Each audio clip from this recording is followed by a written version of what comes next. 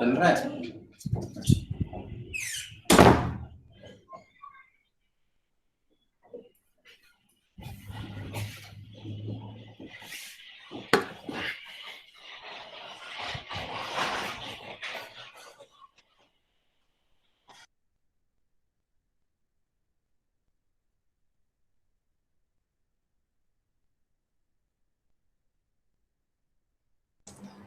I think my screen is set. Okay. Good evening, everybody. In fact, it's a pleasure to have Professor V.K. Kapoor as today's speaker for. Am I audible, Tushar, Prakash? Am I audible? Yes. Yeah. Fine. So we have an eminent faculty with us, Professor V.K. Kapoor. He doesn't need any introduction to any of the surgical audience in the country and abroad as well. So it's a pleasure to have you, sir, with us today evening. In fact, we had 1-2 sessions before with you, and it was always a pleasure, and it's always going to be a pleasure to listen to you time and again. And I'm pretty sure residents across will always get benefited by your lecture. Dr.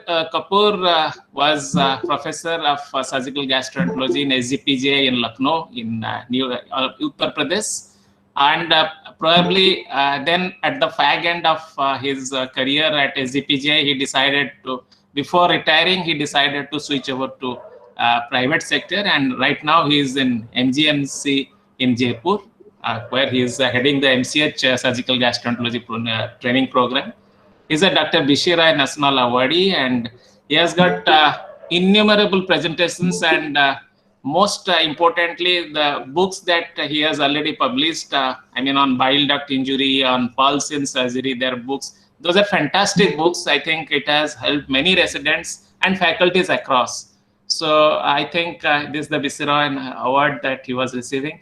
It's always a pleasure to be associated with Professor Kapoor, and I had the good fortune of having him, being with him for last so many years in so many fora of surgical gastroenterology in that curriculum revision and so many opportunities to interact with him. And always it has been a pleasure for me to get enlightened with him.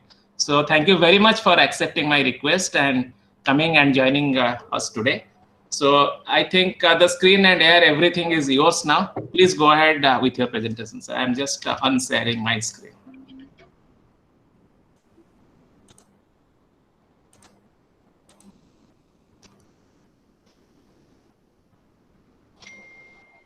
So you can share your screen.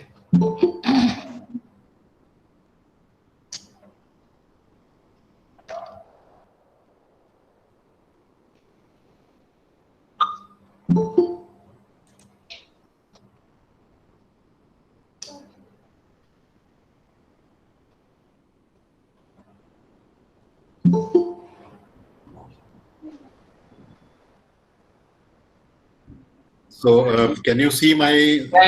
Yeah. It's nice. I'm audible well? Yeah, absolutely fine. Okay, thank you. Thank you, Dr. Manash, for inviting me again. I've been part of Surgical Academia on several occasions earlier. It's always a pleasure to interact with the students. And as Dr. Manas said, that very recently, in fact, last month only, I have moved from SGPGI Lucknow to the Mahatma Gandhi Medical College Hospital, Jaipur. And I think it's my duty to inform the residents about why I moved so that they know about it. My term at SGPGI was anyway going to finish in another 1 year. And because the government sector has this upper age limit beyond which you are not allowed to work, but I wanted to continue to work, especially teaching. So I was looking for an opportunity in the private sector, but in a teaching hospital. And then I found some connections with Mahatma Gandhi Medical College Hospital in Jaipur. I think two main reasons. One of my senior colleagues from All India Institute of Medical Sciences, Dr. M.C. Mishra, who was also the director of AIIMS later, was here in MGMCH as Vice Chancellor. So he asked me to come over and have a look. And two of my former students, Dr. Ajay Sharma and Dr. Piyush Varshne, they were already here as faculty members. So these two main reasons that I decided to make the move from Lucknow to Jaipur. And I hope that during my term here also, I would continue to be involved with students for teaching. So the topic which Dr. Manas has asked me to cover today is abdominal tuberculosis. Students, please note my email address, vkkapoor.india@gmail.com. I am sure I will not be able to cover entire spectrum of tuberculosis in this lecture. So if you want to read more about abdominal tuberculosis, feel free to send me an email. Just send me a mail, write abdominal tuberculosis in the subject of the mail. You don't have to write anything else. All the mails which I receive till tomorrow midnight, I would respond in the next week and send you some more reading material on abdominal tuberculosis. So why talk of tuberculosis? Although in our country, we know that tuberculosis continues to remain common, but when I go abroad and say that I would like to talk about abdominal tuberculosis, the first response I get is a surprise. What is abdominal tuberculosis, or what is tuberculosis? Why tuberculosis? But then once I finish the presentation, then yes, a lot of people say that yes, we have learned something about tuberculosis and we would like to know more, because unfortunately, tuberculosis, which was about to be kind of eradicated from the so-called Western developed world, has come back, and in some places, in fact, it assumed epidemic proportions and became a global problem. Two main reasons for that. One is more movement of people, more migration of people from anywhere in the world to anywhere else. So there is mixing of populations. People from the third world, developing and underdeveloped countries are moving to developed countries, and they are carrying this infection there. And second is HIV and AIDS, leading to immunosuppression and reactivation of tuberculosis. So today, tuberculosis is a problem almost everywhere. I would say it is a bigger problem in those countries where the incidence rates are low, because they don't see tuberculosis very frequently, they don't read about it, so obviously they don't know much about it, they don't suspect it, and then they miss the diagnosis and patient is not properly managed. So whenever any one of you go abroad and talk about tuberculosis, if somebody raises an exclamation mark or question mark, this is the reason and justification you can give why everybody today anywhere in the world should know about tuberculosis. And it is mentioned even in our ancient scriptures where tuberculosis is mentioned, where all the symptoms like fever and consumption, which means loss of weight, malnutrition, and cough, they are all mentioned as the presenting symptoms of tuberculosis, obviously pulmonary tuberculosis. So when we say tuberculosis, naturally it is pulmonary tuberculosis, but then extrapulmonary sites of involvement are not uncommon. In fact, extrapulmonary tuberculosis accounts for about 20%. 1 in 5 cases of tuberculosis will have extrapulmonary tuberculosis, either alone or along with pulmonary tuberculosis. And out of the extrapulmonary sites, the commonest, of course, is lymph nodes, followed by bones and joints and genitourinary tract. But abdominal tuberculosis forms about 10% of all extrapulmonary tuberculosis. So the burden of abdominal tuberculosis, which we are concerned with as GI or general surgeons, is about 2% of the entire burden of tuberculosis, which at least in our country will be a huge caseload. The clinical picture of abdominal tuberculosis depends to a large extent on the pathology of the disease. And when we talk of pathology, there are two important issues. One is the site of involvement. When we talk of abdominal tuberculosis, it includes involvement of the GI tract, which is about 50 to 60% of abdominal tuberculosis. And in order of frequency, the sites which are involved are ileum, specifically terminal ileum, near the ileocecal junction, the ileocecum itself, the junction, then jejunum and colon. And the remaining parts of the GI tract are rare sites of involvement. Next is the involvement of the peritoneum and lymph nodes, which may be present either alone or along with GI tract or the luminal involvement. Solid viscera involvement, that is involvement of the liver, spleen and pancreas, is rare and is only seen as a histological surprise. In these organs, the rare organs, when you have tuberculosis, the diagnosis, the clinical or radiological diagnosis or endoscopic diagnosis will usually be of a malignancy, and it is as a pleasant surprise that on biopsy you get tuberculosis. The other important feature which decides the clinical presentation in addition to site is the type of disease. So in the GI tract, it could be an ulcerative lesion, as we see in the first picture, a transverse circumferential ulcerated lesion. It could be hypertrophic, as we see in the second picture, which is characteristically seen at the ileocecal junction, or it could be a stricture which forms as a result of fibrotic narrowing of an ulcerative lesion. We know that healing in tuberculosis occurs because of fibrosis, and that is why we see fibrotic lesion in the lung and we see fibrotic stricture in the intestine. And this healing not necessarily requires ATT. It can occur because of the body's own immune defense mechanism in response to the infection. And mixed lesions are also seen. So you could have an ulcero-hypertrophic lesion or an ulcero-stricturing lesion.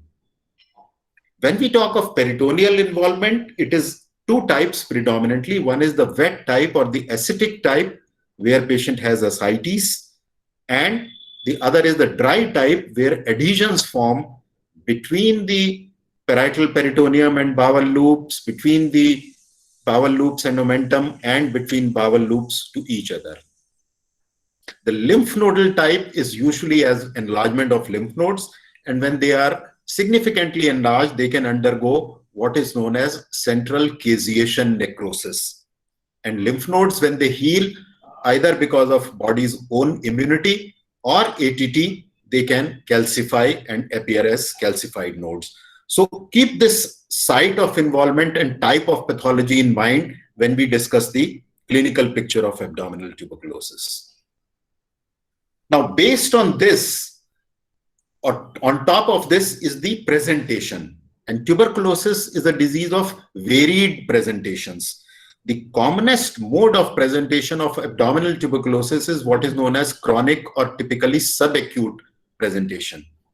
Or it could be acute on chronic, that you have a long history of recurrent symptoms and then the patient presents with an acute abdomen. Or it could be that the first presentation is like an acute abdomen. And what is the mode of these presentations? So all the three can be as intestinal obstruction, as we see in this X-ray, dilated loops and air fluid levels. And the acute presentation could be in the form of either perforation of an ulcerated lesion or peritonitis without perforation. So acute tubercular peritonitis without perforation, which is acute presentation of peritoneal tuberculosis. So symptoms of abdominal tuberculosis would depend on the site of pathology, the type of pathology, and the mode of presentation, as I described earlier. Also, these patients could have symptoms to suggest involvement of other organs, which predominantly is lungs and the genital tract. And they could have symptoms of general systemic involvement in tuberculosis, which, as we all know, are low-grade fever with evening rise, night sweats, malaise, weakness, anorexia, weight loss, anemia, lethargy. But these general symptoms are usually present in the active forms of abdominal tuberculosis. And what are the active forms of abdominal tuberculosis?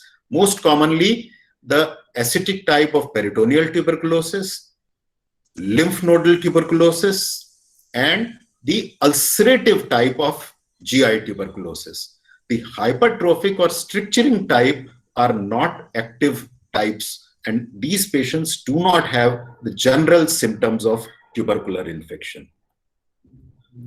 tuberculosis actually is a disease of complications, because most of the clinical presentations of tuberculosis are as a result of one or the other complication, to the extent that you can say that these complications are actually part of the clinical presentation. And as I said earlier, it could be obstruction, which could be subacute, acute on chronic, or acute, perforation causing peritonitis, lower GI bleed, especially in ulcerative lesions, and fistulae, internal or external. But remember, fistulae in tuberculosis are not as common as they are in Crohn's disease. So if you see internal or external fistulae, the first diagnosis probably should be Crohn's rather than tuberculosis. And because of this very wide spectrum of clinical presentation, tuberculosis has a long list of differential diagnoses, both ways. If you think of abdominal tuberculosis, think of other possibilities. And if you think of other possibilities, think of tuberculosis. So if a patient presents with intestinal obstruction or perforation and or peritonitis, tuberculosis should figure in the list of differential diagnoses. Yes, we know that other causes of obstruction like hernia, adhesions are more common, but somewhere in the list, tuberculosis should be there. We know that enteric perforations, appendicular perforations, peptic perforations are more common, but tuberculosis should be there in the list. Similarly, when you see a right iliac fossa mass, palpable or on imaging, or you see a stricture on a barium study or on a CT or MR enteroclysis, tuberculosis should be considered as a possible differential diagnosis. Patients with ascites, pyrexia of unknown origin, children with malabsorption and malnutrition, patients with GI bleed, somewhere in the list, tuberculosis has to figure. It may be high or it may be low in the list. So much so that any unexplained, undiagnosed, unresolved abdomen, which you cannot reach a diagnosis after all possible investigations, immediately tuberculosis should come to your mind. And these days in laparoscopic surgery, if you see post-laparoscopic intervention, multiple non-healing sinuses, tuberculosis is a distinct possibility. Of course, these are atypical mycobacteria, not Mycobacterium tuberculosis. Same way, as I said, if your working diagnosis is adenocarcinoma or lymphoma, if everything is not fitting in with the clinical and radiological and endoscopic picture, again, you should start thinking of tuberculosis. Patients with cirrhosis and ascites, patients with mesothelioma, a large abdominal cyst or abdominal cocoon, you may make some other diagnosis, but again, tuberculosis should possibly be considered. Patients with inflammatory bowel disease, patients with ischemic bowel disease, again, tuberculosis has to be considered and ruled out as a possible differential diagnosis. So these are examples of cases which were being treated as tuberculosis without definite confirmation. A long stricturing lesion in the small bowel, which was seen on radiology. Patient was receiving ATT, but actually it was Crohn's. A patient with diffuse thickening of a bowel loop was being treated as ATT, but it turned out to be lymphoma. And my suggestion to all students is, when you have a case where clinically you think it is possibly malignancy, the symptoms suggest malignancy, but the patient is young, then lymphoma should be considered. When you see in imaging that there is a diffuse thickening of a viscus, lymphoma should be a possible differential diagnosis. When you do repeated endoscopies and biopsies, you don't get a tissue diagnosis of malignancy, lymphoma should come to your mind. And this patient, again, a mesenteric cyst, was being treated based on an ultrasound report of ascites as tuberculosis. So this is one of my favorite slides. In any abdomen, whatever may be your first or second diagnosis, but if everything is not fitting in, please keep tuberculosis as a possible diagnosis. And in many cases, you will be right, either in the exam or when you are treating a patient. So once you have a clinical diagnosis of tuberculosis, or you suspect that it could be tuberculosis, or you want to rule out tuberculosis before you make any other diagnosis, how do we investigate? always get a chest X-ray and an abdominal X-ray. This is one of the situations where probably even today, abdominal X-ray has a role to play, other than, of course, acute abdomen. But remember, if you see a focus like a calcified fibrotic pleural plaque, which suggests past tuberculosis, healed tuberculosis, yes, it helps to support the diagnosis of tuberculosis in the abdomen also. But a normal chest X-ray, where you don't see any parenchymal or pleural pathology, does not rule out tuberculosis. And similarly, not all tubercular nodes are calcified. This is extensive, large calcification of nodes. See along the line of the root of mesentery. So if you see this, yes, probably you are dealing with tuberculosis, but it doesn't mean that if you don't see calcified nodes, it cannot be abdominal tuberculosis. Barium studies used to be done earlier. Today, very few patients we would do barium studies, but you should know, because you may get a patient referred with a barium study. What are the findings? So typically, you see a short segment terminal ileal stricture. You see a stricture at the ileocecal area with a suspicion of a mass lesion. The cecum is pulled up so that the terminal ileum becomes vertical rather than horizontal, and ileocecum becomes a straight line. Or you could see a lesion in the colon, where obviously the first diagnosis would be malignancy, but it can be tubercular also. So it is a hypertrophic lesion in the colon.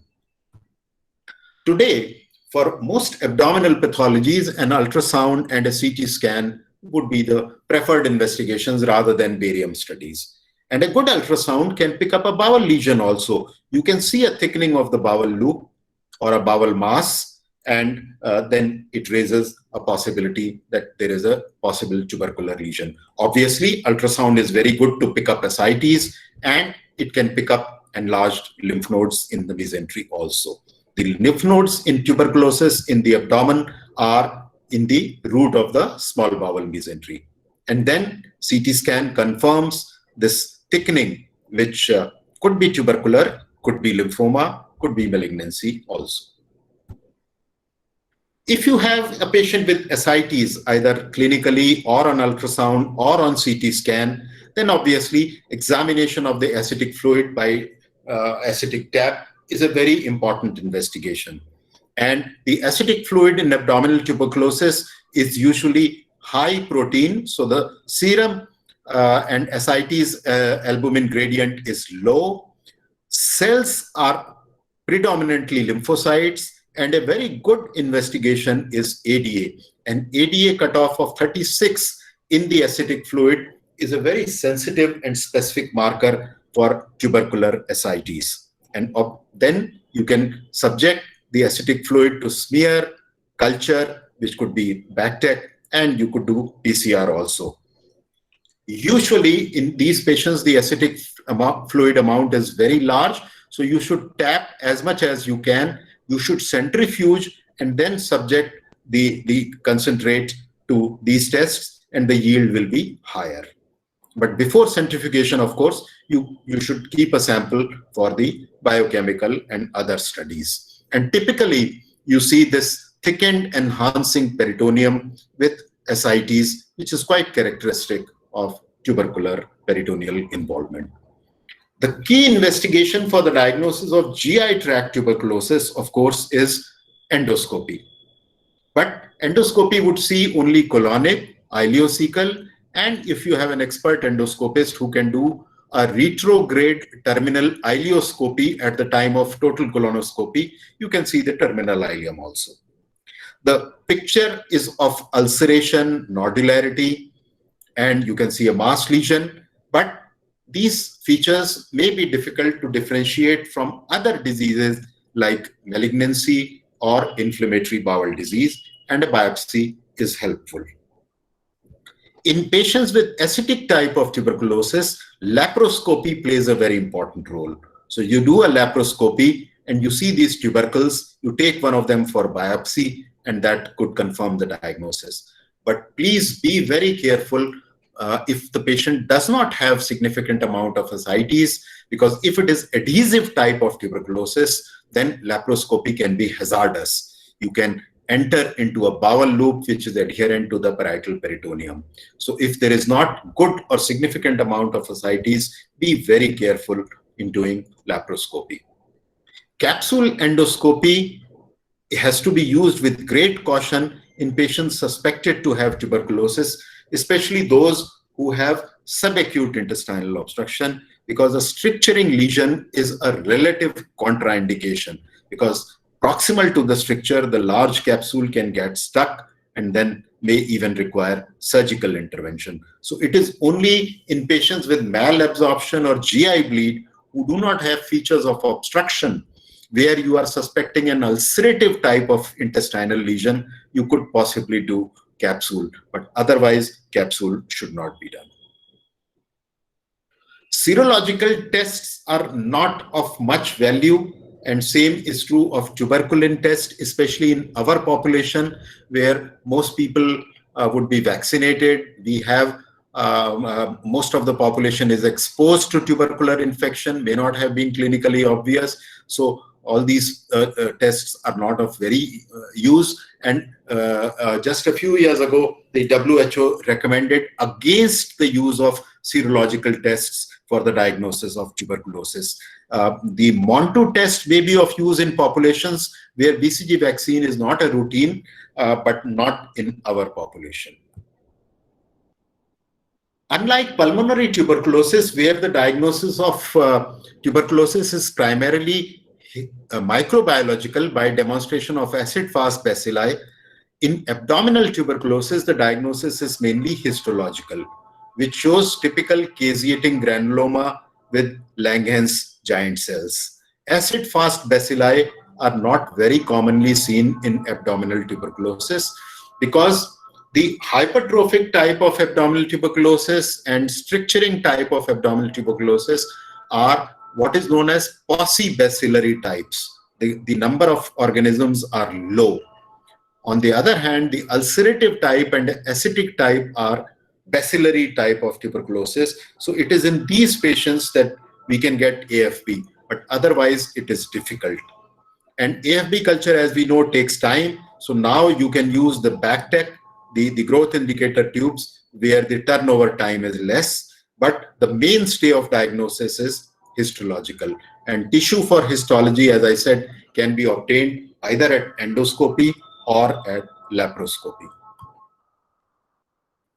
Now, the molecular tests, again, are helpful because they give quick result, but then you need to have the tissue or the ascitic fluid, and absence of these tuberculosis on these tests doesn't mean that it is not tuberculosis, because it is not 100% sensitive, but by and large they are highly specific. So if you get a positive diagnosis, it helps. If you get a negative diagnosis, it doesn't mean that it is not tuberculosis.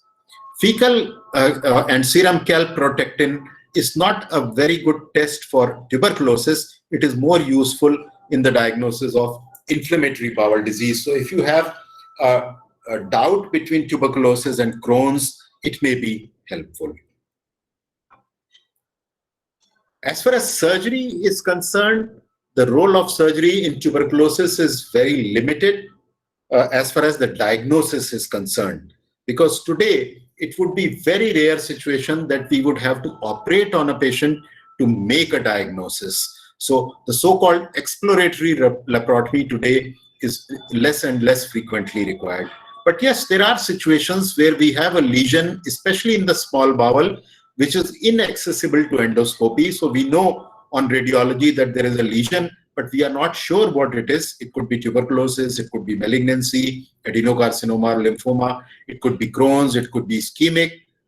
And then the laparotomy becomes both diagnostic as well as therapeutic. But therapeutic laparotomy alone is more often required in emergency, where patients presents with perforation. Here again we see small fleck of air and ileus, or a patient like this, rare situation, as I said, solid organ involvement, multiple splenic abscesses, patient responding with high-grade fever, not responding to antibiotics, not amenable to percutaneous drainage because these are multiple abscesses. So patient may require an emergency splenectomy. or it could be elective, where the patient is primarily having obstruction or sometimes GI bleed. So these are some examples. This is the patient who had a large cystic lesion casting this soft tissue shadow. This is the image on CT. And then we found this is a very old, so it was an open laparotomy, but this could easily have been done laparoscopically today. And we found this caseous material and a large amount of what is known as cold pus inside this cavity. So this was a large caseating lymph nodal mass. We confirmed the diagnosis and then put the patient on ATT. This is another example of a cocoon. You see these clumped up loops in the right iliac fossa, which do not separate either with change in position or on manual palpation and manipulation. So this is a cocoon, a radiological diagnosis. That's what you see. All the bowel loops, distal bowel loops, are enclosed in this thick fibrous layer, and gradually you separate this fibrous layer from the bowel loops, which are otherwise reasonably healthy, and this cocoon comes out in bits and pieces, and the entire obstruction is relieved. Histology in most of these cases will not show active changes of tuberculosis. So this is healed peritoneal tuberculosis, where you just see chronic inflammation and fibrosis. Whenever a resection is to be done, if we are sure of the diagnosis of tuberculosis based on radiological and operative findings, there is no doubt of malignancy, then the resection is limited. So for a small bowel stricture, you resect only a few centimeters proximal and distal till you have healthy bowel for anastomosis. So that's the classical circular transverse circumferential short segment annular stricture of tuberculosis, as opposed to a long stricture which is having longitudinal ulcers in Crohn's disease. Similarly, when there is a lesion at the ileocecal junction and we are sure that it is not malignancy, then you do what is known as a limited ileocecal resection. Just a few centimeters of ileum, a little bit of ascending colon, no mesentery or lymph nodes, and you do an ileo-ascending anastomosis, as opposed to a classical right hemicolectomy, where you would take 10 to 15 centimeters of the terminal ileum. You will take the entire ascending colon hepatic flexure and the proximal third of transverse colon. You will take all the vessels from their origin from SMA, ileocolic, right colic, and the right branch of transverse colic. You will remove the entire mesentery and the lymph nodes. Only thing in tuberculosis, when you do resection, you don't do a mesenteric excision, but if you see any enlarged nodes, you take them out, a few of them, the large ones, for biopsy. And why do we do that? Because it has been shown that the classical changes, histological changes of tuberculosis may not be seen in the bowel lesion, but they are more frequently seen in the lymph nodes. So it is possible that the bowel may not show granuloma, but the lymph nodes will show granuloma, and that would confirm the diagnosis of tuberculosis. In patients who present with an acute abdomen, either perforation or peritonitis or obstruction, the bowel may be very unhealthy. So this is inflamed, edematous, red-looking, very vascular bowel. Any anastomosis in this bowel is very likely to leak. So if you have a perforated segment, you just resect it and then you exteriorize, let the patient improve in terms of sepsis, in terms of nutrition, and then go in again and restore the bowel continuity. So stoma and mucus fistula plays a very important role in treating patients who present, especially with emergency, or patients with recurrent attacks of subacute obstruction who are in a poor nutritional state and have low serum albumin. Then you should not, you should only resect, you should not anastomose. Should these patients, even if they are operated, receive anti-tubercular treatment in the form of chemotherapy? Yes. If you demonstrate presence of tuberculosis, active tuberculosis, in the form of caseating granuloma with Langerhans giant cells, that means that in the body, tuberculosis is there. So even if you have done resection, because tuberculosis is a systemic disease, you should give anti-tubercular treatment. And the anti-tubercular treatment is same as for pulmonary tuberculosis. which is what is known as short course chemotherapy. 4 drugs for 2 months followed, 4 drugs for 2 months followed by 3 drugs for 4 months. Whether ATT should be given preoperatively, neoadjuvant, before a patient is operated, no, it is not required. So whether it is elective or emergency surgery, preoperative ATT is not mandatory. Steroids have a very limited role in tuberculosis. Some patients with miliary tuberculosis with multi-system involvement, so peritoneal, GI, lymph nodal, pleural, pericardial, meningeal tuberculosis, pulmonary and pleural, patient may have what is known as tubercular toxemia. So it is, the patient is as toxic as a patient with systemic bacterial sepsis. These patients, some people feel, may benefit from a short course of steroids. Patients who present with hypotension, which is not responding to adequate fluid replacement, where you suspect that the adrenals may be involved in miliary tuberculosis, you may try a shot of steroids, because that becomes a therapeutic test also. If it is because of Addisonian or adrenal insufficiency, then the patient will respond. Patients with miliary tuberculosis, as I said earlier, may benefit from steroids. And there are some reports that patients with peritoneal tuberculosis, once you have treated the tuberculosis with ATT, along with that, in the first 4 to 6 weeks, or some people say even 3 months, if you give steroids in the dose of about 20 milligram of prednisolone, then the risk of adhesion formation, as I said earlier, tuberculosis heals by fibrosis. So when peritoneal tuberculosis heals with ATT, it heals by fibrosis, and there is a risk of formation of adhesions. So a 6 weeks to 12 weeks prednisolone 20 milligram per day along with ATT may help to reduce the formation of adhesions. There is some very soft evidence to that effect. Unfortunately, the mortality of tuberculosis still continues to remain very high. In various reports, it ranges from 2 to as high as even 9 to 11%. The report of showing 9% is from Pakistan, which is like us, where tuberculosis is still common. So everybody thinks of and knows about and suspects and diagnoses tuberculosis, but still patients who presented with an acute tubercular abdomen, the mortality was as high as 9%.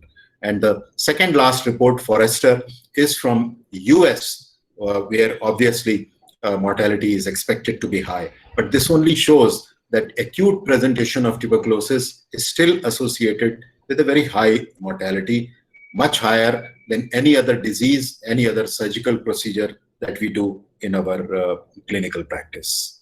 And the main reason for this is these two terms: multi-drug resistance tuberculosis, which is tuberculosis which is resistant to rifampicin and INH, where then you have to use a second line of anti-tubercular drugs, and extremely drug-resistant tuberculosis, which is resistant even to some of the second-line drugs. Last, a word about HIV and tuberculosis.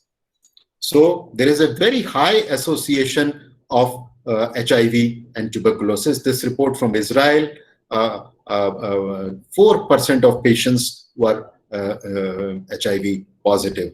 So wherever tuberculosis is common, whenever you see tuberculosis, you should think of a background HIV infection. And wherever HIV is common, when you see HIV, you should think that there could be tuberculosis lurking behind.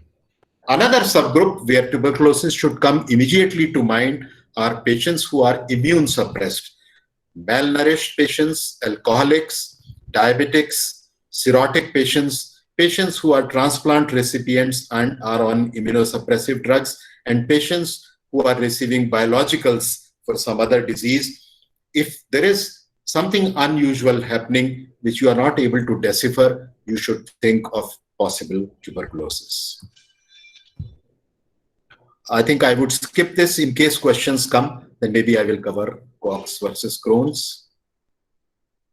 I would like to conclude just a word about strictureplasty, which again is a conservative surgical procedure. So if you have a stricture, this is classical tubercular stricture, short, annular stricture, where there is some continuity, and this you can assess either by a finger test or by trying to milk the contents of the proximal bowel into the distal bowel across the stricture.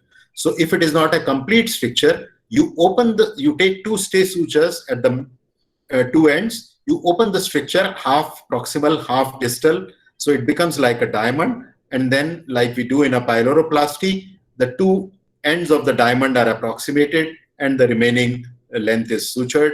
I always use interrupted sutures, single layer, if inverting the mucosa, and this then opens the stricture in the form of a strictureplasty. So this is a good bowel length preserving procedure, which is of great use if you have multiple strictures in different parts of small bowel, where you will have to do either multiple resections, or if you try to include all strictures in one resection, you will have to sacrifice a long length of bowel. So in those patients, strictureplasty is a very useful procedure.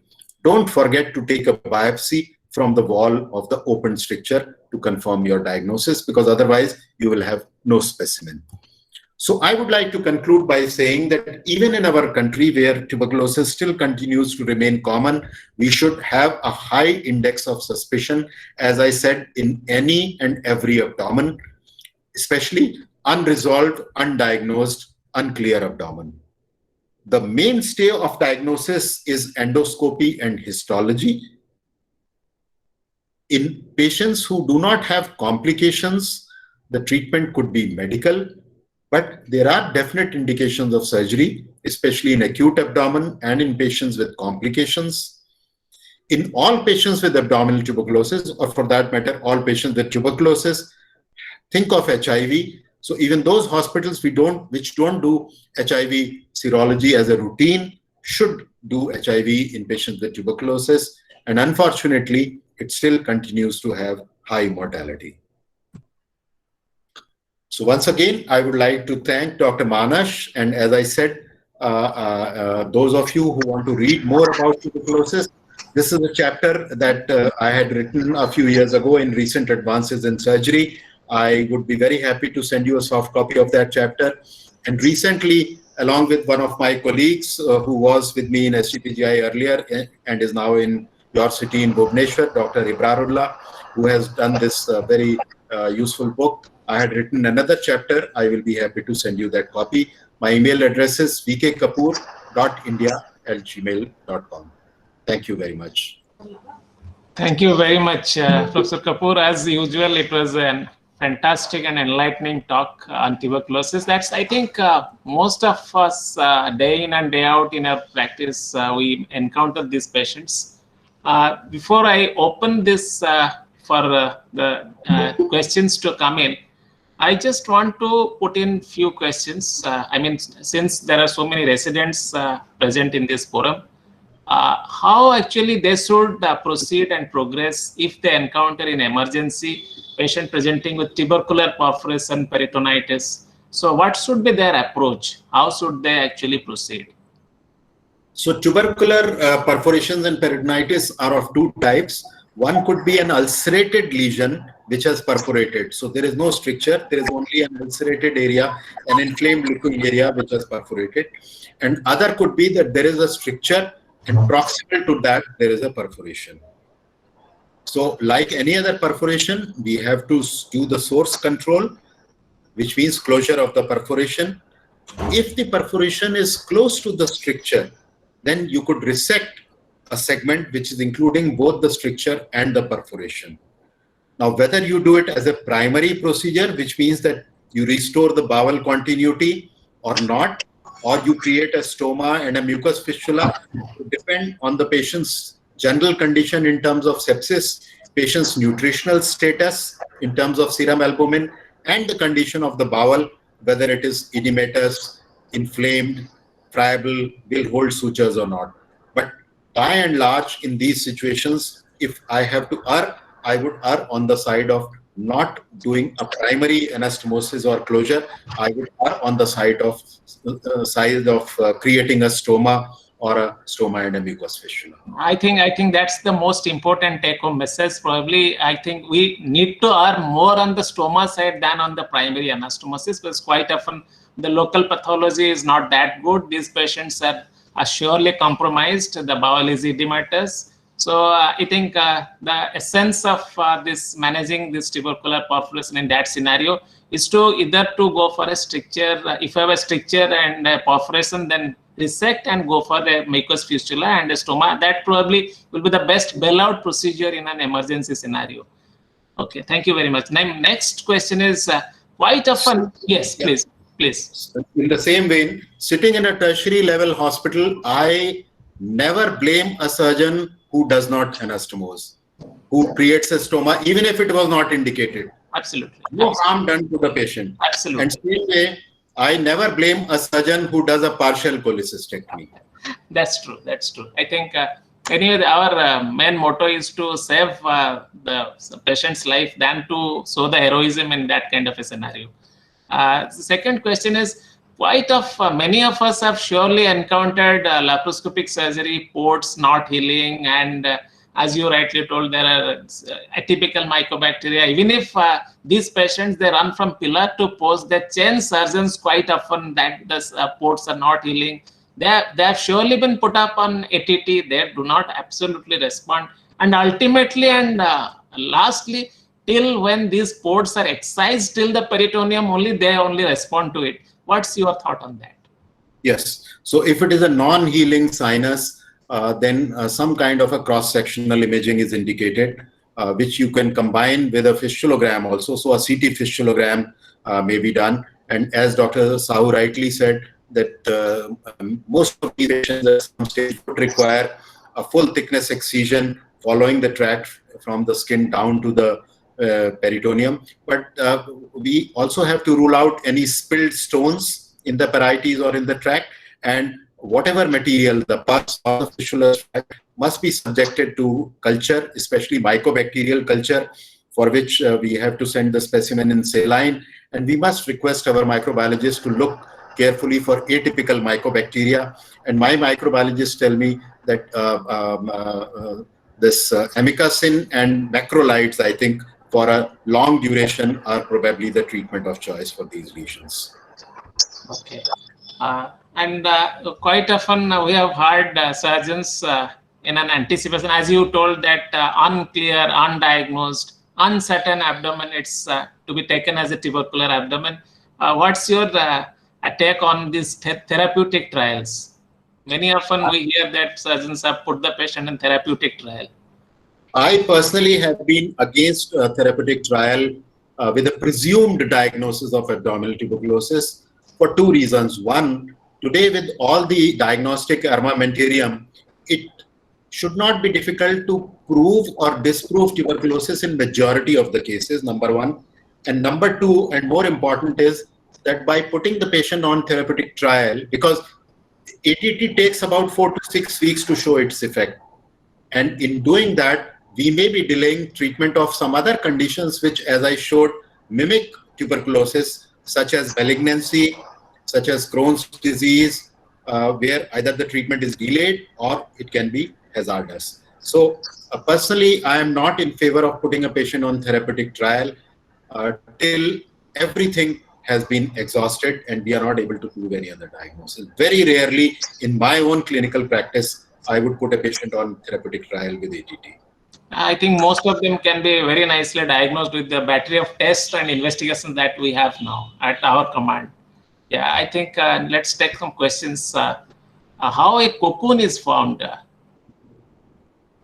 Yes. So in most reports on cocoon, when the excised membrane or the covering is sent for histology, it doesn't show evidence of tuberculosis, as I said earlier. It just shows extensive fibrosis, maybe some chronic inflammatory cells. So the hypothesis is that cocoon, it probably is the end stage healed peritoneal tuberculosis, but that's just a hypothesis. So basically what we are correcting is a mechanical defect. And same is true of ileal strictures. When we resect these strictures, many a time the histology doesn't show any granuloma, any caseation, any giant cells. So that is probably the healed ulcerative variety of abdominal tuberculosis. So if on histology we don't see any evidence of tuberculosis, then obviously the patient doesn't have to be put on ATT after surgery. Okay. Okay. I think Somen has asked another question. In a case of intestinal perforation with ileostomy, if post-surgery biopsy and intra findings are signs of tuberculosis and patient is on ATT, what's the ideal time that we should close the ileostomy? Yeah. So in addition to the other reasons why we did the ileostomy, like sepsis, which should resolve within a few weeks' time, like nutrition, which we should be able to correct again in a few weeks to a couple of months' time. Another important thing, if you are making a stoma because of a perforation, and if the stoma is far from the ileocecal junction, do not forget to place a tube in the distal mucous fistula for refeeding. So whatever effluent is coming out of the stoma, especially if it is a mid-small bowel stoma, which will be high volume effluent, refeed it, because many of the nutrients will get absorbed in the distal ileum also. So that tube must be placed at the time of surgery and fixed. So once sepsis has got controlled, once nutrition has improved, once the stoma, which to begin with was very edematous and big, has retracted because it has now become normal bowel, then as far as ATT is concerned, as I said, 6 weeks to 8 weeks will be good enough. And after that, the effect of ATT would have happened and we can safely restore the bowel continuity. I think the most important thing is that refeeding the tube placement during surgery. That's probably one thing that many of surgeons I have seen, they do not do that, but that's probably very important. If our distance from ileocecal junction is quite far off and we have a good length of ileum left out, then probably refeeding is only one thing where the patient remains optimized and is well maintained and well preserved. And as regarding closure of the stoma, do you feel that ATT, whether the patient is on ATT or without ATT, if ileostomy done for some other purpose as well, does it really matter deciding the closure of the stoma if the patient is ATT vis-a-vis without an ATT also? No, it doesn't. The other factors are more important. But since we are anyway waiting, the patient should receive ATT. Yeah, absolutely, absolutely. But otherwise, it doesn't matter in that way that whether ATT is taken, so we need to delay the stoma closure. It's nothing like that. Okay. I think Dr. Sudhiranjan also, yeah, please. For this distal tube, the catheter which we found very useful is a Foley's catheter. Yeah, so why I am again and again saying put it at the time of surgery, because sometimes later on, even for a radiologist, it becomes difficult to guide it. So you must put it at the time of surgery, because then manually you can guide it. Inflate the balloon to about 3 to 5 ml, but make sure that you anchor the Foley's to the skin. Otherwise, with peristalsis, the whole catheter can go into the bowel. You can lose it into the bowel. As we do in a feeding jejunostomy, it's almost like a feeding ileostomy. Yes. So, and the next question from Dr. Sudhiranjan is, what's the preferred antibiotics if surgery is done? Like in any other case. Like in any other, it doesn't matter, as we are discussing regarding ileostomy closure. Prakash has asked, any technique for managing acute intestinal obstruction in a complete cocoon, hard and fibrotic? Yeah, it is basically, it's one operation which is easily described but very difficult to do. Because when you write the operation notes, you just write cocoon released. That's the end of the operation. But it takes time. It needs a lot of patience. So the instrument which I need is a forceps and a very fine scissors. And it needs a lot of patience, but it comes off very easily. And serosal tears, if you are patient, should not occur. And another most important instrument is your index finger, maybe. Yes. The finger also plays a very important role in that kind of a scenario. Anyway, Dr. Word of caution, the membrane is attached not only to the bowel surface, but to the mesentery also. So you have to be very careful when separating this cocoon membrane from the mesentery, that you don't cause injury to the vessels. Right. I think another same question, whether we can start quinolone early post-op period. I think that doesn't vary in any other way in relation to tuberculosis. Okay, we have, what's that take on empirical ATT, that we have already discussed on the therapeutic trial. INH powder help in healing of non-healing ulcers. I think that's again probably something hypothetical. I'm sorry, I don't know. It's purely hypothetical, and it has absolutely no role. It's no. I don't know. Yeah. Okay, and one of our residents, Swastik, has asked if a patient presents with right iliac fossa mass without intestinal obstruction and proven to be tuberculous, should we start the patient on ATT? See, hypertrophic mass lesion in tuberculosis, as I said, is not the active form of tuberculosis. It is probably a reflection of a balance between the infection and body's immunity. There are some reports where people have shown resolution of a mass also with ATT. But I personally am very hesitant to treat a patient with an ileocecal mass, hypertrophic mass with ATT. And in the same vein, because rarely, unless you have proven by colonoscopic biopsy that there are granulomas present, it would be very difficult to differentiate it from malignancy. Also, there are reports of strictures being treated with ATT and resolving with ATT. But I feel a patient who has a demonstrable stricture on radiological imaging and has features of subacute obstruction, I would be more comfortable in resecting that stricture, knowing what it is, rather than treating the patient with empirical ATT. But yes, there are reports where stricturing lesions have been shown to respond to ATT. Okay, another question from Dr. Fakir, that if a cocoon is there, there is obstruction and you are not able to separate and do anything, and you are not able even to do a stoma as well. What's your next approach? No, obviously, unless you separate that cocoon and release the bowel loops, you will not be able to do. So the cocoon has to be released. And whatever cases we have operated with cocoon, it has never happened that we were not able to release it. Yes, in that process, sometimes we did cause some serosal tears, even perforations, iatrogenic perforations, but you have to release the cocoon. So you have no other option without releasing the cocoon, and you need to have all the patients in the world probably to do that, and that's required. Soman has another question. In India, in a case of post-surgical intestinal tuberculosis, do we need to look for the drug-resistant and multi-drug resistant in HDR and MDR in GI? I think the recommendations are that you start looking for these only if the patient doesn't respond to the usual first-line anti-tubercular treatment. Now, in patients who've been operated, when we are giving ATT, it is more as an adjuvant treatment. It is not the primary treatment, because primary treatment has been done with surgery. So that is why normally it is not required to look for XDR or MDR. Okay, and Dr. Bikram has a question that whether you need to release the entire cocoon or only that part which is causing that need to be released. No, if there is a cocoon, then it would be causing obstruction anywhere. So if I am in, I would not leave any part covered with the cocoonous membrane. I would release and see the small bowel from the DJ flexure to the ileocecal. I think all the cases it is possible to that you can go right from the IC to DJ, and with the patients you can surely reach and do lysis and release the cocoon. And sir, what is the scope? Monali asked was the scope of reoperation during post-surgical period for stricture till completion of ATT. I did not understand. Monali, if you are there, could you please come in and... Dr. Monali, could you be visible and please ask directly? I'm not able to understand. Scope of reoperation during post-surgical period. So for restructure management, sir. So if a stricture happens in proximal or mid-ileal.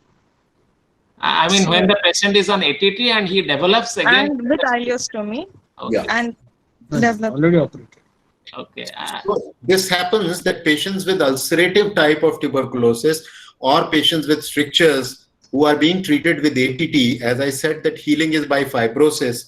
So it is a known fact that ATT can precipitate an attack of obstruction, and then these patients may require surgery. So if they require surgery, we will again do a resection of the stricture. And if the biopsy of the stricture shows active tuberculosis, then you do give ATT. If it doesn't show tuberculosis, then you don't need to give ATT. Okay. And another question from Pramod Bhai is, what about the drains? Drains in abdominal tuberculosis? Yeah, before that, there is a question, will ATT resolve cocoon? No. Yeah. Cocoon is a fibrous lesion. It is healed lesion. It will not respond to ATT. It is a mechanical problem. It has to be dealt with mechanically. That we have already discussed. So it need to, at any point, you need to have your scissors, fingers, and forceps to be in action than the ATT. Anyway, about the drains. Yeah, abdominal drain, the principle is same. If you are operating for emergency, perforation peritonitis, you follow whatever is your policy for drainage in any peritonitis. In elective surgery, obviously, you don't need a drain. Absolutely. We usually avoid drains in tuberculosis. And Dr. Sivanand, he has a question. In India, all cases on DOTS, an MDR study is done at present, but I don't know the SOP for taking a sample in abdominal tuberculosis. Okay, so he probably is referring to pulmonary tuberculosis. Pulmonary tuberculosis, maybe, yeah. I am not sure whether there are any guidelines. You need to check. Probably there is no such guideline for that. Yeah, I am not sure whether for extrapulmonary, especially abdominal, there is such a. Yeah, and Monali has another question. What will be the management of colonic tuberculosis in Indian scenario? It is the same, that depending on the presentation. So if it is an ulcerative lesion, then yes, ATT can be given unless the patient presents with a massive bleed. There are anecdotal case reports of tubercular colitis presenting as massive lower GI bleed, where to control the bleed, you may have to resect that segment after you have shown what segment is involved in endoscopy. But otherwise, it can be treated with ATT. If it is a stricture or a hypertrophic lesion, as I said, my personal preference is to treat it surgically. And in colon, because malignancy would be the first possibility, I would probably do a formal malignant type of resection. If the histology comes as a surprise, pleasant surprise of tuberculosis, it is good for the patient. That's a bonanza for the patient, rather. Yes. Yes. Tushar, could you be visible? Yes, sir. Yeah, please. Sir, excellent talk, sir. It was a pleasure over the last nearly, I can say, 1 hour listening to you, sir. Sir, just I'd like to ask a couple of questions. All these will be extrapolation to the questions that has been already asked. Swastik asked a question about this patient having a right iliac fossa lump, which is not presented with obstruction. So, sir, in this such a case, you rightly said, sir, you'll be very happy doing a surgery rather than just waiting on the ATT. My question is, sir, when we have a diagnosis of tuberculosis, sometimes in the emergency scenario, we may not have that too. So shall we go for a normal hemicolectomy, or we should go the way we do a radical hemicolectomy along with the lymph nodes? Yeah, so if I have a positive endoscopic diagnosis of tuberculosis, that means on biopsy, I have seen granulomas, then yes, I will do a limited resection. But if I don't have a positive histology of tuberculosis, then I would do a classical right hemicolectomy. Okay. I think for an emergency scenario, when we don't have a diagnosis at place, probably the right hemicolectomy, formal right hemicolectomy will always be better than going for a limited resection. That will solve both ways. If the biopsy comes out malignant also, you have nothing to worry about. Sir, it's not a formal right hemicolectomy, you have to go formal radical right hemicolectomy. I think that should be. Yeah, I have committed this mistake once or maybe twice. Very young patient, right iliac fossa mass. We never thought of malignancy. We thought it is tuberculosis. We did a limited resection and the histology came as malignancy. So unless I know 100% that it is tuberculosis, I would probably treat it as malignant. Yeah. The second question I will ask, so I'll take a lead from Monali's question, sir. Like a patient who's already there on ileostomy and the patient was having, sir, before doing ileostomy closure, what is your take on doing a proximal and a distal lupogram? Yeah. So proximal study is not required because the patient has been eating and stoma is functioning well without any episode of obstruction. Distal, yes. In fact, any patient with the stoma and mucus fistula, it was our practice as a routine that every patient will have a distal lupogram, irrespective of what was the cause. And more so here, because there could be a stricture which we missed at that time. So always. Another question I'd like to ask, sir. Suppose in the pre-operative workup, a patient is presenting with history of abdominal pain, has subarachnoid obstruction. Very occasionally, he has some vomiting. Very occasionally, maybe once in a month or so, he's having vomiting. On examination, the patient has a little of a Dowby abdomen, a CT scan has been done which is showing medial ileal strictures. The diagnosis has been given as tuberculosis. In such a case, sir, because the patient is having an occasional pain abdomen, occasional vomiting with colic pain abdomen, shall we depend on ATT first, or should we go for the surgery first, then go for the ATT? Yeah. So as I said, there are reports, including from GB Pant Hospital and I think Chennai, where they have shown that even patients with these so-called subacute episodes of obstruction and strictures demonstrated on radiology were successfully treated with ATT. But what I do in these cases, I tell them that when you have the next colicky pain, just get a plain X-ray abdomen done in the erect position and bring the X-ray to me. If that X-ray shows a dilated loop with air fluid level, I advise them surgery. Okay, sir. So these questions were for the residents to know, sir, because these are very common problems what we will face. Yeah, so I try to be in the level of the resident and ask this question. Now absolutely. I'll just up the grade, sir. And because you were there, I'll take advantage of that. Sir, let me talk about a scenario when we do an endoscopy. There's a gastric aorta obstruction, partial, and we've done with the partial, we can dilate that stricture, but we've done a endoscopic biopsy, and that has come out of a duodenal tuberculosis of the junction of the first and the second part. How do we manage, sir? Yeah, so duodenal tuberculosis or gastroduodenal tuberculosis is not a clinical diagnosis, but you should start thinking of it, as I said earlier, if you have unusual clinical picture of peptic ulcer disease, so patient not responding, unusual sites, a past history of tuberculosis somewhere else, then you start thinking. So that is when you get a biopsy and if you see tuberculosis. So agreed, in a case like this, a combination of endoscopic or fluoroscopic balloon dilatation with ATT probably would be the best option rather than surgery. So one last question. Sir. Yeah. Yes, sir. Sarosh sir, please. Professor Kapoor, I have the pleasure of introducing Professor Sarosh Kant Sahu. He was the ex-head of the Department of Surgery at SCB Medical College. Sir, yes. Please go ahead. Good evening. Good evening. Yeah. Good evening. My question is, Dr. Tushar was asking the last question, no? Yeah, duodenal tuberculosis, Tushar was asking that how one should go ahead.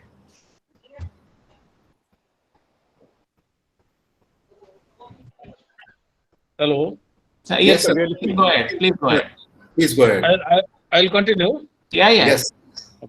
So, Dr. Kapoor, very good informative to our residents and doctors. Thank you. My question is to enlighten the audience that in emergency situation that you are discussing, that when a surgeon or a young surgeon enters and found an intestinal obstruction, it's a tuberculosis, whether he will go for surgery, that is radical surgery or curative surgery, or he has to limit himself, how much he has to limit himself, and what is the take-home message, what he should do. Yes. So it would depend on the patient's general condition, the septic condition, and the nutritional status of the patient and the condition of the bowel. So if any of these is compromised, then the safest option is to create a proximal stoma and leave everything for future. Because I think that is the best, along with the biopsy and little sample from the peritoneal cavity for confirmation of the diagnosis. I think the last point should have been the expertise of the surgeon. Yes. That's also equally very important. Expertise of the surgeon. Yeah. And second point, as you have already discussed, that in a case of doubtful tuberculosis of chronic abdomen, as you are seeing from pediatric age to geriatric age, when there is a strong suspicion of doubt regarding tuberculosis, you have not recommended for empirical therapy as Dr. Manas has suggested. But in present clinical scenario, when the patient is coming as a chronic abdomen, and we have got a lot of gadgets, but it is possible. So the information from the investigation is only subjective. It cannot be 100% biopsy proof. So in those cases, what is your opinion? Whether if you are going from a very small setup, patient from a remote area, he has come, he can stay for 3, 4, 5 days, and we have suspected a chronic tuberculosis. can we not start an anti-tuberculosis for the benefit of the patient? I'm sure there would be many physicians or gastroenterologists who would be doing it, who would be recommending it also. But as I specified, that is not my personal preference, because the problem with ATT is that one, it is a long treatment. Once you start, there is no going back. So you have to complete 6 months of ATT. Also, we have to remember that these drugs are hepatotoxic, and ATT-induced hepatitis can take a turn for the worse and can be fatal also. We, in our own experience, have lost a very young patient because of ATT-induced hepatitis. In that case, ATT was indicated, so it is not something that we regretted. But suppose that happens in a patient in whom I have put the patient on empirical ATT, it is like having a bile duct injury after operating on an asymptomatic gallstone. Okay. I think, Professor, I think the same in the same note, I in fact had put that first question. I think that in an ivory tower institution or in a tertiary care institution, probably it's all facilities are available. We surely will be aspiring to diagnose and then start ATT. But as you rightly said, many surgeons just when things are unclear, undiagnosed, unresolved, probably surgeons attempt to put them on ATT, and some of them also they happily respond to empirical ATT. We are discussing in the national forum for the benefit of the doctors, young doctors who are in remote areas and encounter these problems. Absolutely. They have to give benefit to the patient with a risk in their hands. That is what. Thank you. Thank you. Any other question from anybody who will be happy to be visible and ask directly to Dr. Kapoor? So one last question I'd like to ask. You have stressed twice about the nutritional status of the patient. So, sir, in an elective or a non-elective, rather more of an elective scenario, but or maybe sometime in the emergency also, what is the target albumin minimum should be searching for before we plan to do an anastomosis? My personal level at which I would do an anastomosis is 3.5. It is absolute, but less than 3, I would never do an anastomosis. Okay, I think that's the level probably in which we are always happy for any kind of major procedure as well. Minimum level probably. Do you agree to that, Professor Kapoor? Yes. Yeah. Okay. Okay. Any other question from anybody? Somnath Gadnaik sir, namaskar. You have any question? Somnath sir is a practicing surgeon in a peripheral hospital, so I will be happy to hear your experience of treating abdominal tuberculosis, about these empiric anecdotal cases that you put on ATT. Somnath sir, am I audible to you? Okay. Any other questions? Prakash, you have any other question? Prakash, are you still there? Yes, sir. I'm good, sir. Since this debate has been generated, He is why don't you and I look into this therapeutic trial and empirical ATT and maybe write a small write-up on this after looking at the evidence, since you've been involved with me in tuberculosis earlier also? Definitely, sir. Yeah. Okay. It's a nice idea, sir. We'll do that. Okay, sir. Any other question? Dr. Hadibandhu, you have any questions? You are muted. You are muted. Muted. Unmute yourself. You are inside the car. I could see that you are inside the car. Viranji bhai, namaskar. You have any questions or your experience on abdominal tuberculosis? You are muted. Muted. Unmute. Just unmute. Unmute. Yes. Very good discussion. Very good. Yeah. Okay. Thank you. Thank you. I think we have literally covered in our day-to-day experience of abdominal tuberculosis. It was a real pleasure having you today evening, and it was a fantastic discussion. In fact, we couldn't know when 1 hour and 15 minutes have just passed off. So it's pleasure to have everybody today evening, and pleasure to have you, Professor Kapoor. And surely in some future instances, we'll again catch you up. So it will be a pleasure. I think residents must have been immensely benefited, and all of us also are equally benefited. So thank you very much, and thanks everybody for joining and making this evening a wonderful evening. Thank you you, sir. very much. Namaste. Thank you. Thank you, everybody.